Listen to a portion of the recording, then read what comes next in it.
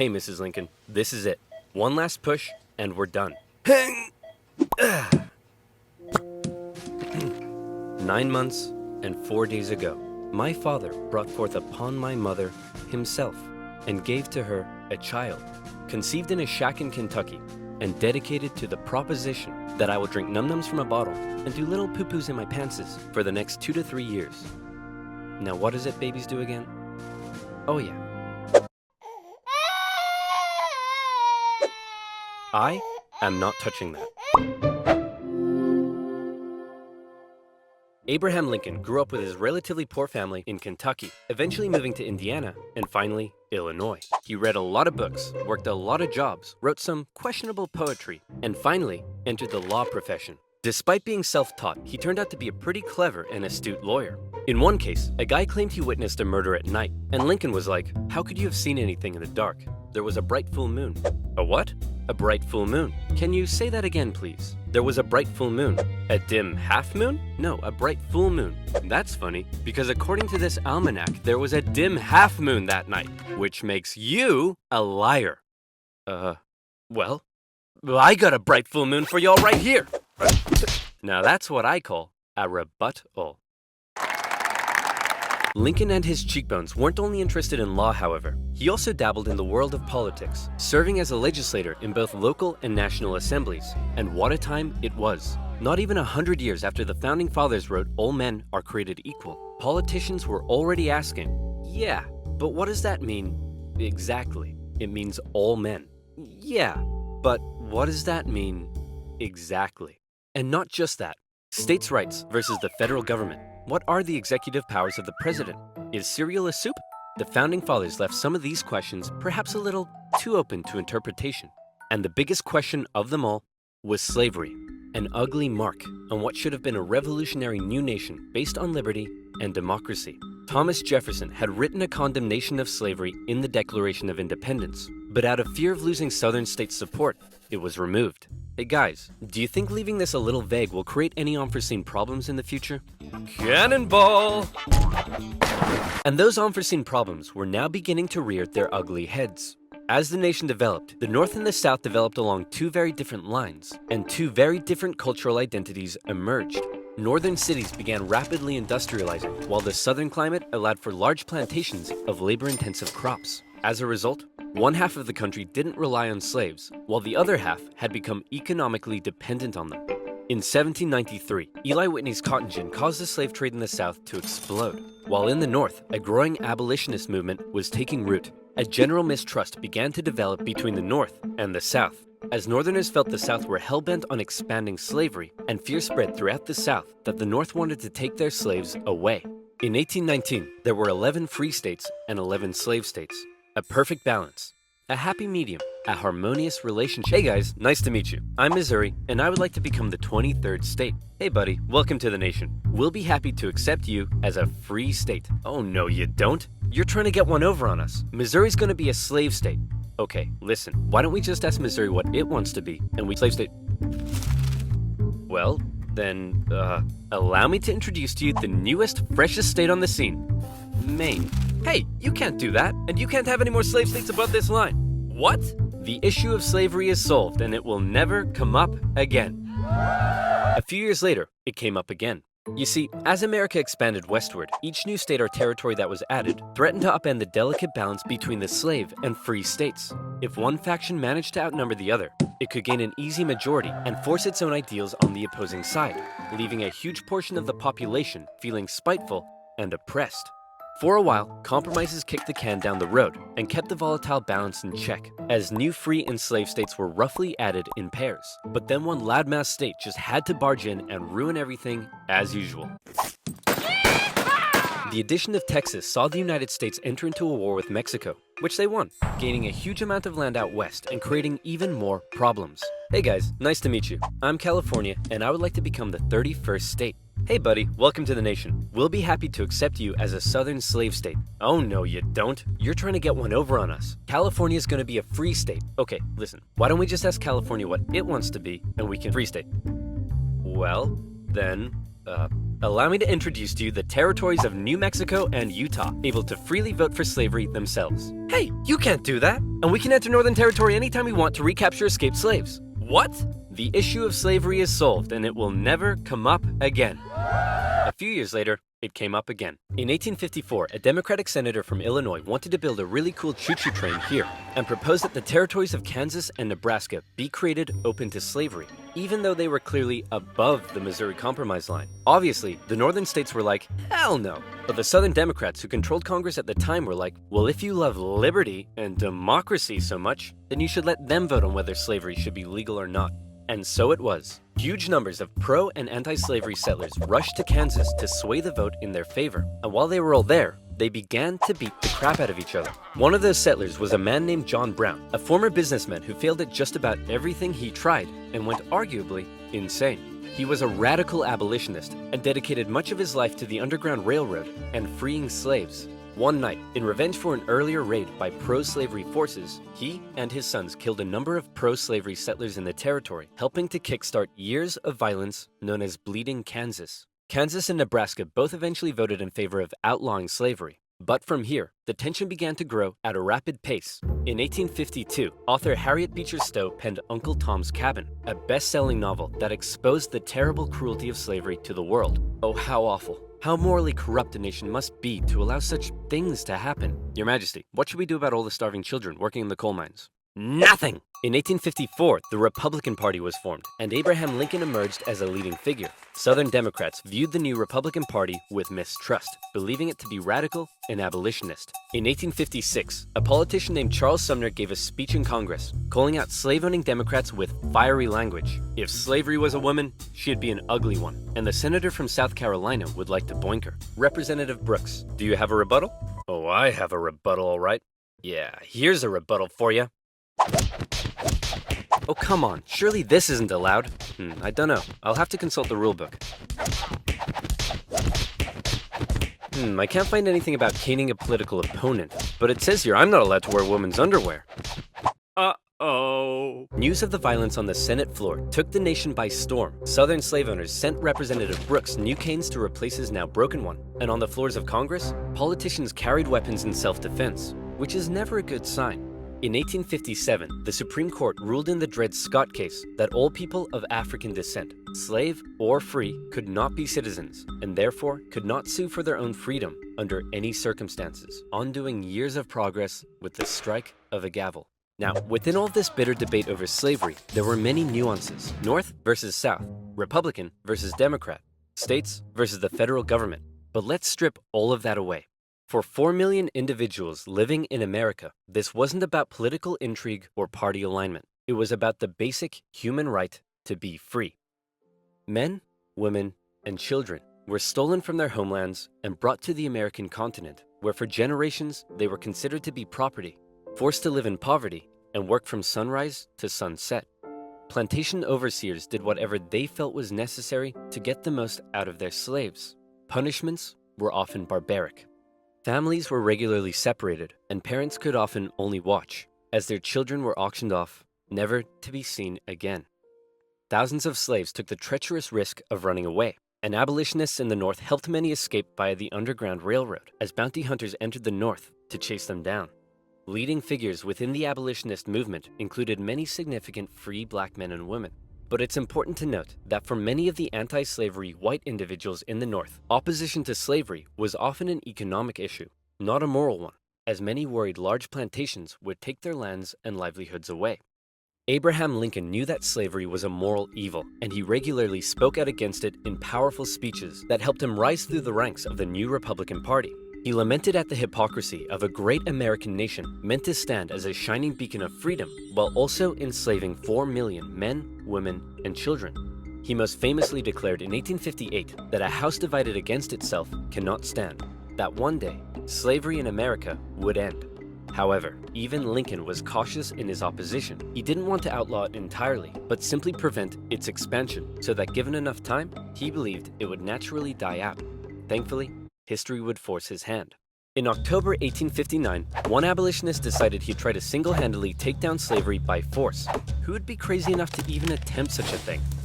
It's our good friend, John Brown. He planned to seize arms from an armory in the town of Harper's Ferry, free the slaves there, and continue south, inciting a major slave uprising along the way. A noble cause, a bad plan, and terrible execution. Brown's men took the armory and some hostages, but were quickly surrounded by one Robert E. Lee and his U.S. Marines. Brown was captured, and a couple of months later, he was executed for treason. Northerners sympathized with Brown, but Southerners were like, "You see this? They're coming for us. Soon, there'll be 1 million John Browns." 1 million John Browns? What on earth are you thinking about? A John Brown farm? Yeah, me too. To make matters worse, new northern free states meant now the southern states really were outnumbered, and they were beginning to feel bitterly spiteful and oppressed. Further fear began to spread in the South when news broke that a relatively unknown figure had just secured the Republican Party nomination for president. Abraham Lincoln, mostly well-liked among anti-slavery Northerners, had made some of the most powerfully worded speeches against slavery of any politician at the time. And now, there was a chance that he and his cheekbones could become president. For the South, that would be too much. In the 1860 election, Lincoln's name didn't even appear on the ballot in 10 southern states. But much to their horror, when the final results came in, Lincoln had won by an electoral college landslide. Lincoln himself tried to calm their fear. "How many times do I have to tell you, I'm not gonna take away your slaves?" "Yeah, right, Honest Abe. We've had enough of you Northerners. We're gonna go form our own country." "You can't do that." "Why not?" "Well, if you had won the election, would it be okay for us to leave?" "Of course not." "Well, why not?" "Because that's not how victim mentality works." Many states felt that when they joined the Union, they always withheld the right to leave it whenever they pleased. Many people living in 19th century America often felt more loyalty to their state than to the nation. And now, with the South feeling like it had lost its voice in the federal government, they were out of here.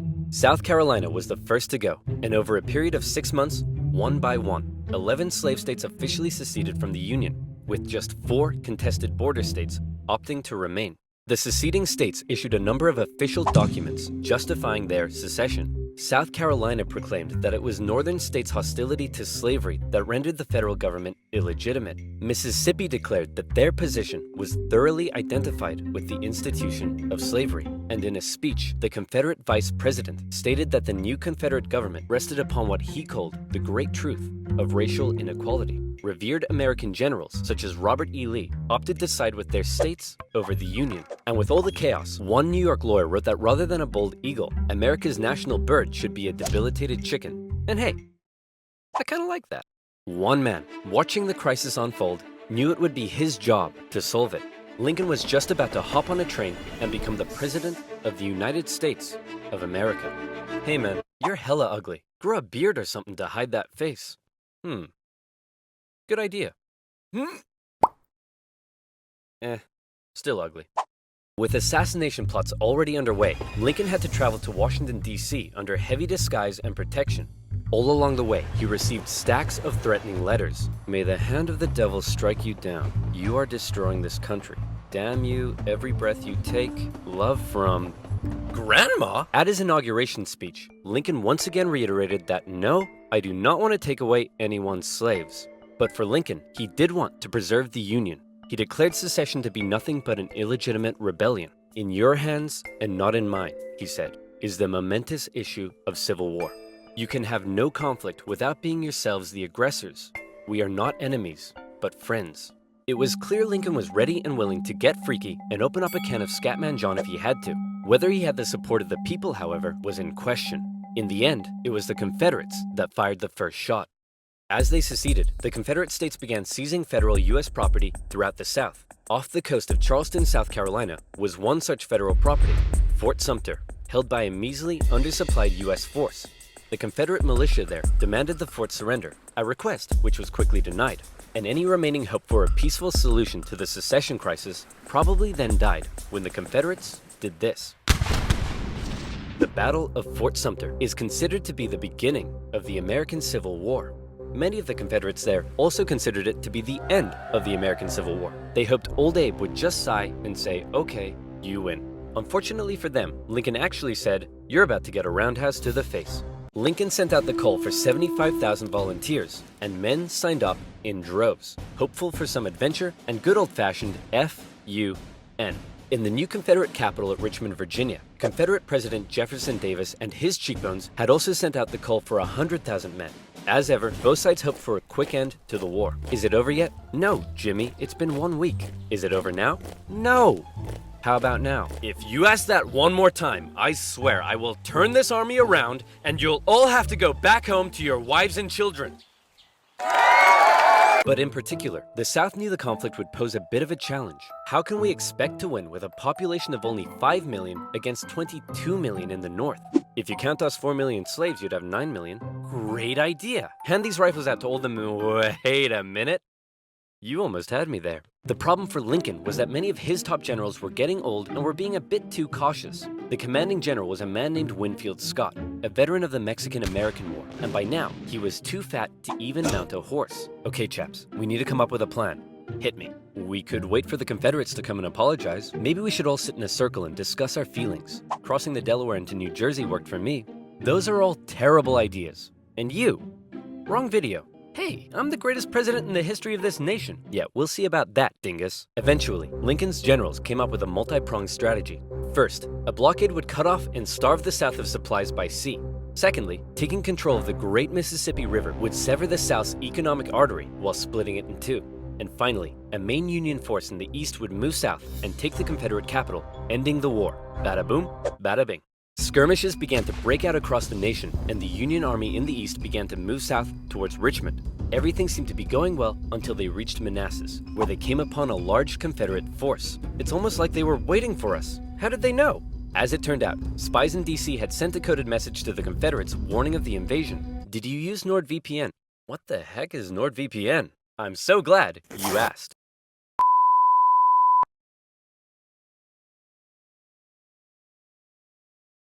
You'll be supporting my channel, so thank you. Now where were we? Oh yeah, secession, Fat Man, and the Union invasion into Virginia. The two sides encountered each other at Manassas, and both geared up for the first major battle of the Civil War, the First Battle of Bull Run. The Confederates rapidly brought in support via rail, and the two sides were about equal in numbers. However, they were also equally inexperienced. A large number of civilians also rode out by carriage from DC to picnic on the nearby hills and watch the excitement unfold. Nobody seemed to quite understand how destructive this war was going to be. The Union forces pulled a flanking maneuver to hit the Confederates on their left, and the two sides fired on each other in rows. Farm families living in the area were forced to flee the fighting, including a man named Wilmer McLean. Hurry up, Martha! There's a war out here! The more you tell me to hurry up, the slower I will go!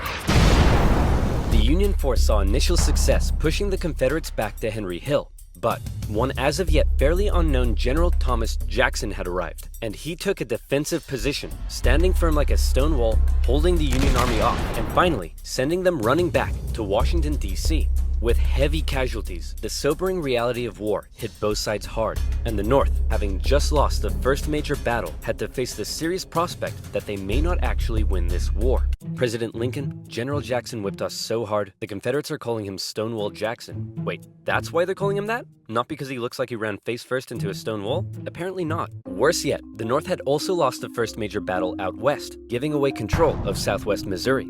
All of this was terrible news for Abraham Lincoln, especially since many of his generals and cabinet already didn't have much respect for him. They felt he was incapable of running a war because he seemed a bit like your friendly old grandpa. He famously loved a long-winded story and a good pun.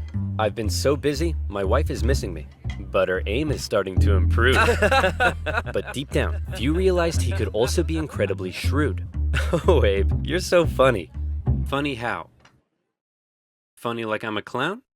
Abe, I was just... No, funny how? Like I'm here to amuse you? During the war, Lincoln committed acts that were viewed by some as impeachable. His administration suppressed the free media from printing articles sympathetic towards the South. Some Southern sympathizers were even arrested without a trial. Lincoln's criticizers began accusing him of being a tyrant. But to quote the man himself, "Hey, it's war, baby. What are you gonna do?"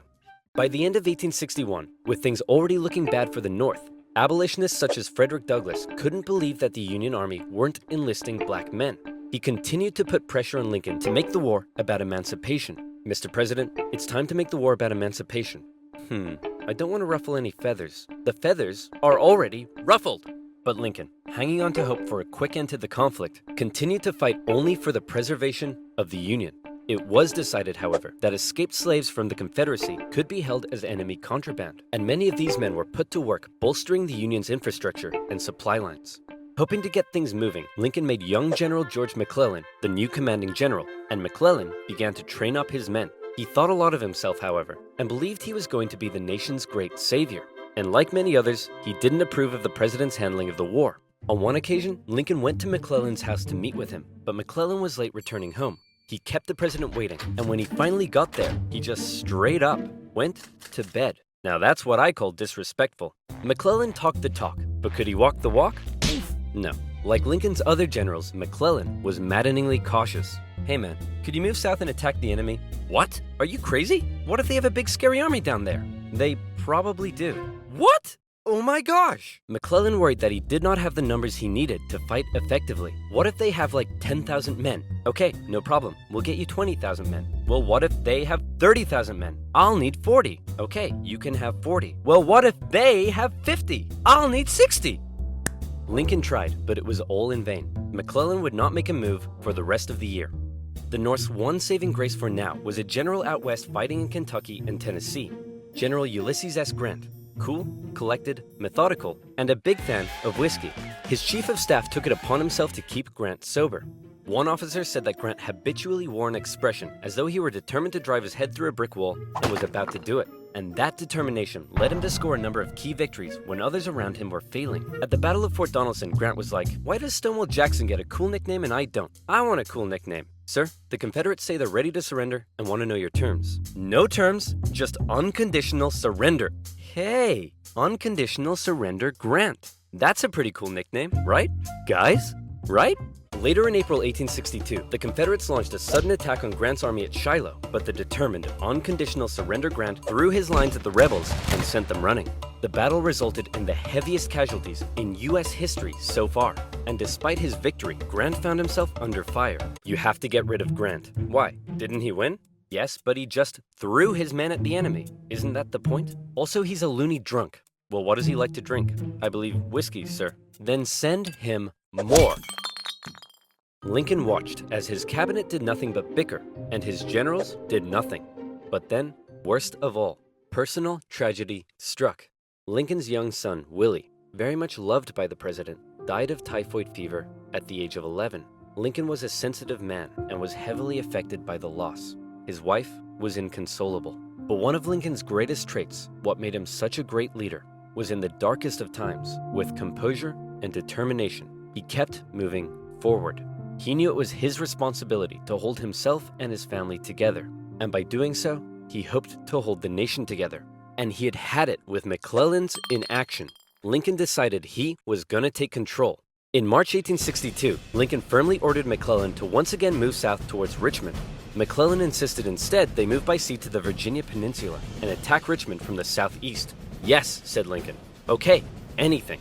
Lincoln held on to some of McClellan's men to defend D.C. from a nearby Stonewall Jackson wreaking havoc in the Shenandoah Valley, and he sent McClellan south. McClellan landed on the peninsula, and he began to move inland. He came up against a small Confederate army that had dug in at Yorktown. McClellan vastly outnumbered the force, but it's said that Confederate General Magruder deceived McClellan by cleverly maneuvering his smaller force and making McClellan believe he faced a huge army. "No, you have way more men than them. Move forward." No.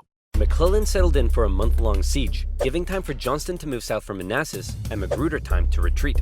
When he finally entered the city and found it deserted, he declared it a victory, calling his success brilliant. Then, after meeting some resistance at Williamsburg, McClellan moved to within just 20 miles of Richmond, his armies able to hear the church bells ringing in the enemy capital. "You still outnumber them. Go give them hell." No. McClellan once again held back, moving slowly and defensively, and with his army split in two, the Confederates saw an opportunity to strike back. McClellan's advance was halted, and now the Confederates pulled an ace out of their sleeve. "General Lee, you're up. Do you think we should evacuate Richmond?" "No, Mr. President, no need." General Robert E. Lee, one of the most brilliant military commanders of the time, was now in charge. One of his biggest strengths was his ability to read the mind of his enemy, and he knew McClellan was cautious and weak. After moving Stonewall Jackson south to join him, and even though he had a smaller army, Lee hit McClellan in a series of fast-paced, close combat battles that had McClellan spooked. McClellan retreated the Union Army back again and again and again, escaping the peninsula and returning to DC. Lee had defeated McClellan, and the campaign had failed. Well, that was a major success. A success? Tell me exactly what was successful about that. Well, we successfully retreated. You lost. I didn't lose. I merely failed to win. Things just kept looking worse for the North. At least their navy had seen some success, capturing a number of key port cities, notably when they steamrolled past Confederate forts to take New Orleans. And speaking of the navy, both sides had begun using ironclads. So that's pretty cool. But in the East, they still weren't having any luck. After McClellan's disastrous campaign, Lincoln briefly sent out one General John Pope to attack Northern Virginia. Hey man, just checking in. How's it going? Well, the Confederates kicked my butt at Cedar Mountain. Then they raided my camp and ran off with my money and clothes. Also, I appear to have been wedgied. Lee defeated Pope at yet another battle at Bull Run, in which nearby farm families once again got caught up in the fighting. Hurry up, Martha! There's another war out here! I'm waiting for my hair to dry! Wilmer McLean, sick of war, moved his family south, where he knew the war would definitely, absolutely, never touch him again. But Lincoln had yet another problem to contend with. European powers, in particular the UK, were looking increasingly like they may intervene diplomatically on the side of the Confederates. They were missing their precious supply of southern cotton because of the Union blockade, and they wanted to see a swift conclusion to the war. The tension between America and Great Britain had been increasing, especially after Confederate diplomats were discovered on a British ship. Now, after McClellan's failure to take Richmond, the UK declared it impossible for the North to win. Lincoln needed something to prevent Europe from getting involved, and after more petitioning from abolitionists, he decided maybe the time was finally right to make the war about ending the institution he hated: slavery. If the North had a noble cause to fight for, Europe would be less likely to intervene. But Lincoln and his cabinet knew before they could declare something as radical as emancipation, they needed a victory, especially now that the Confederates were about to go on the attack. Aware that he had a limited number of men and supplies, Lee now hoped that if he could just threaten Washington, D.C. militarily, he would gain Europe's recognition and crush Northern morale in time for the midterm elections, forcing the North to negotiate.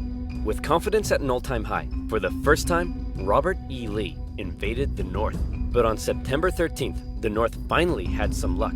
Oh boy, it's my lucky day! A cigar in a field. Hey, what's this wrapped around it? Oh my gosh! That's right, the North had discovered General Lee's battle plans wrapped around some cigars. And in them, they saw that Lee had split up his forces. McClellan headed out from DC, and the two sides met in the Battle of Antietam, a crucial battle that would decide the course of the war. It saw the most vicious fighting to date, and still remains the single bloodiest day in American history. But, for once, the North came out victorious, and Lee was forced to retreat. He's on the run. Chase him down and finish him off. No. You know what, old buddy, old pal? You're fired. The North had won their crucial victory. Lincoln breathed a huge sigh of relief, and with that win, he was prepared to take a huge step. On September 22nd, the Emancipation Proclamation was issued. In January, all slaves held in the Confederate States would be, as far as the U.S. government was concerned, officially free. Throughout the North, free black men and women rejoiced, knowing that if the North were to win, their brothers and sisters would no longer be held in bondage. The proclamation also had the intended effect on Europe, who were not willing to oppose a pledge to end slavery. An outraged Confederacy knew that Lincoln had given the war a new meaning. It was no longer just about the preservation of the Union. Now, it was about creating a new Union, washed clean of its original sin. A Union without slavery.